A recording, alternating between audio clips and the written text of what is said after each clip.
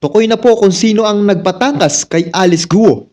Ilang mga opisyal ng gobyerno at ilang mga Pogo Big Boss pala ang nagpatakas kay Alice Guo. Yan ang ating tatalakayin for today's video. At kung bago ka pa lamang sa aking YouTube channel, kung gusto mo ng mga ganitong content, ay subscribe mo na ako. This is Boy Sausaw, ang Sausawero sa issue ng iba. At atin itong talakayin, no? Talakayin na ito bagong-bago. Alamin natin kung sino-sino ang mga nagpatakas kay Alice Guo at sino-sino yung mga tao na nasa likod ng pagtakas ni Alice Guo. May mga opisyal kaya ng gobyerno? Sino-sino kaya ito? So atin na itong panoorin. Let's go, simulan na natin. Sabing sa tulong ng mga big boss ng Pogo at iba pa nilang kanegosyo o kasosyo sa negosyo, nakaalis ng Pilipinas sina dating Mayor Alice Guo at kanyang mga kasamahan. Bukod dyan, naghihinala si Senator Sherwin Gatchalian na pinagtakpan ng ilang otoridad ang pagtakas ni Guo. Nasa frontline ng Ayan na, nakinig ninyo yan. Pogo Big Boss at naghihinala itong si Win Gatchalian na posible na tinulungan ng otoridad. Yes, tama. Tama po ang hinala ni Win Gatchalian yan for sure. No? Meron po yung kasabwat. Napaka-imposible po na umalis ka nang wala kang kasabwat ng ganun-ganun na lang. No? Hindi po ako naniniwala na walang kasabwat. So ayan ang ating alamin kung sino-sino yung mga yan. balitang yan, si Camille Samonte. Hanggang ngayon, hindi pa rin tiyak kung paano nakalabas ng bansa si dating Bamban Tarlac Mayor Alice Guo. Ayon sa foreign immigration counterparts, galing na pala ng Bali, Indonesia si Guo bago pa makarating sa Malaysia noong July 18. July 21 naman nang nakuhanan siya sa Kuala Lumpur Airport. Nung araw na yun, Ito yung po yung pag-alis ni Alice Guo.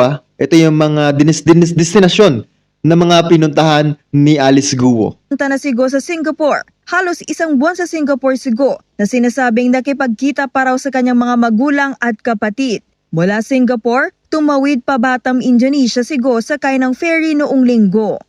Wala pa tayong definite information on how they were able to depart. We are backtracking. Mabagal, mahina. No? O kaya naman walang ginagawa. Sa palagay ninyo? Kaya wala pa rin silang lead kung paano nakaalis ng bansa. Ito nga si Alice Guo. Ang nagsasalita po nito ay ang Bureau of Immigration. Yung pinagdaanan nila going outside. 1 month na hindi mo alam nakaalis na pala yung tao. May nagsabi rin sa akin na alam na ito ng BI almost 2 weeks before Ayan na. itong August. I don't 2 think weeks na pong alam ng Bureau of Immigration pero hindi man lamang ito sinabi nila. it will take 2 weeks to validate. Importante, mabilis yung action. No? Bakit itinago yung information sa amin, itinago yung information na yan sa publiko? Ayon sa Presidential Anti-Organized Crime Commission o PAOK, mga Pogo Big Boss at iba pang business partners ang tumulong umano para makapuslit si Guo at kanyang mga kasama palabas ng Pilipinas. Yan ay sina Zhang Ji Si Sang Ji, at Warren Wu. Warren Hu. Itong dalawa daw yung Pogo Big Boss. Diba sila pa lamang yung binibigay na pangalan? Si Ji ang presidente habang si Warren Wu naman ang finance officer ng Lucky South 99, ang niraid na Pogo Hub sa Porac, Pampanga. Hintayin natin baka may sabihin dito na opisyal ng gobyerno. Yun ang ating aabangan. Kasi sinawalat na nila kung sino talaga yung tumulong. Ang Pogo Big Boss. No? Sila raw ang nagbondo at nag-asikaso para magpalipat-lipat ng bansa ang grupo ni Guo. Siya ang nag-book ng mga hotel doon sa Harris Hotel Batam for Sheila Guo, for Alice Guo, for Wesley Guo, and Catherine Cassandra Leong. So siya talagang tumutulong. Also, Warren Wu, the finance officer, the operations officer of Lucky South 99, is also assisting them. Kasama rin daw sa tumulong ang business partners ng dating alkalde na sina Zhang Luijin at Bao Yingli na mga incorporators ng Bao Food Development, ang kumpanyang may-ari naman ng niraid na Pogo Hub sa Bamban, Tarlac. Ito si Sang Rujin, Bang Yingli. Kasama rin ang dalawa sa qualified human trafficking complaint at sangkot din sa money laundering case sa Singapore. Ayon pa sa PAOK, kumikilos na ang grupo para makuha ang pera nila mula sa mga nireid na pogo. Ayan narinig ninyo yun.